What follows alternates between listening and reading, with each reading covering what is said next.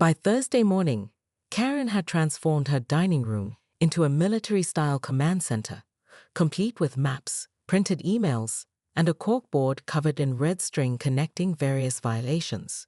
She'd filed complaints with 17 different agencies and started a petition that had garnered exactly 4 signatures, all from her own family members. The doorbell rang at exactly 800 hours. Karen opened it expecting another low-ranking soldier she could intimidate, but instead found Major Collins flanked by 2 MPs and a man in a dark suit.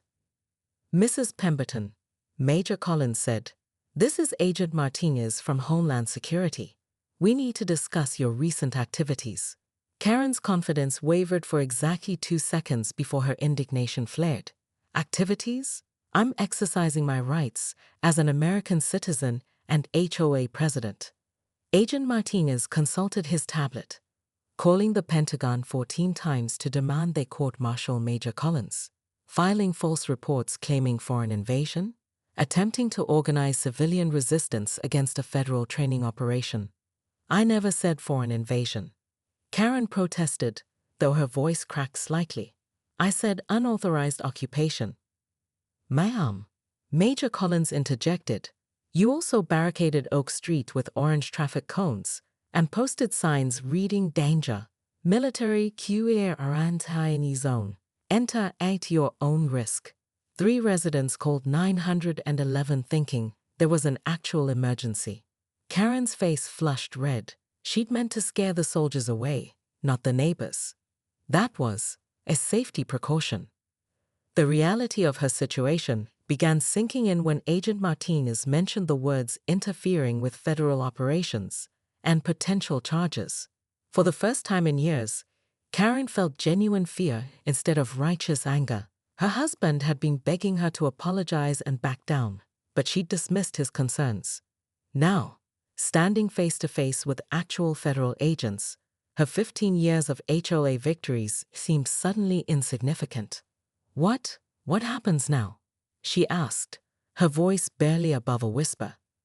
Major Collins stepped forward. "That depends on you, Mrs. Pemberton. We can continue this through official channels, or what? You could help us. Your organizational skills are impressive, even if misdirected. We need community liaisons who understand local concerns. Someone who can bridge the gap between military operations and civilian communities." Karen stared at them in shock. After everything she'd done, they were offering her a role instead of arrest. Part of her suspicious mind wondered if this was some kind of trap, while another part, a part she'd buried under years of petty battles, felt something she hadn't experienced in years: genuine respect for an opponent. "You want me to work your ITU?" she asked, her voice still shaky. Major Collins smiled slightly. "Mrs. Pemberton, anyone who can coordinate 17 government complaints in 3 days has talents we could use. The question is, are you willing to fight for your community instead of just fighting?" As Karen looked at the offered olive branch, she realized her real battle was just beginning. But this time, she wasn't sure who the enemy was. Karen Pemberton's day began like any other Tuesday, until she spotted the green army truck parked exactly 3 inches into her pristine driveway. Without hesitation, she marched outside in her pink fuzzy slippers and hot rollers, wielding a measuring tape like a sword. "Excuse me," she shrieked at the uniformed soldier unloading equipment. "This is a clear violation of Willowbrook HOA Regulation 47B. No military vehicles on residential property." The young sergeant stared in bewilderment as Karen slapped a fluorescent orange HOA violation notice directly onto his bulletproof vest. The second shock came when Karen discovered the Army wasn't just visiting. They were conducting a week-long emergency preparedness drill in the neighborhood. As HOA president, she immediately called an emergency board meeting in her living room, complete with a PowerPoint presentation titled "Military Invasion: A Clear and Present Danger to Property Values." She'd spent 4 hours creating charts showing how camouflage patterns would clash with the community's approved earth tone color palette.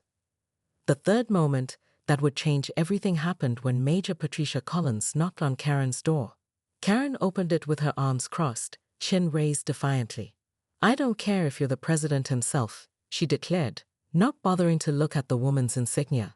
My community has rules, and I'll die before I let some weekend warriors turn our peaceful neighborhood into a war zone.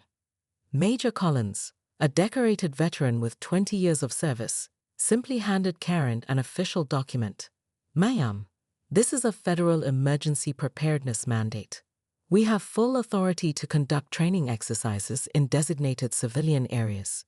Karen snatched the papers, scanning them with her reading glasses. Well, I have news for you, Major whatever your name is. I'm the authority here.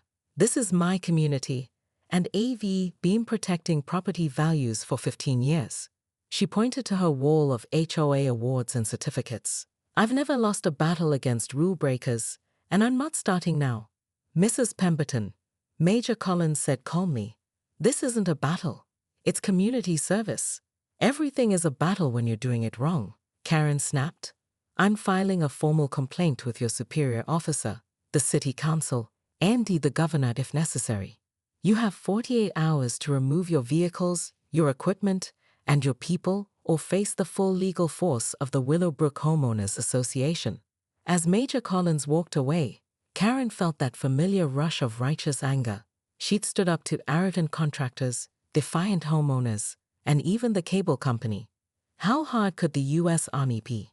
She had no idea that her war was about to begin in earnest, and that this time her opponent wouldn't back down.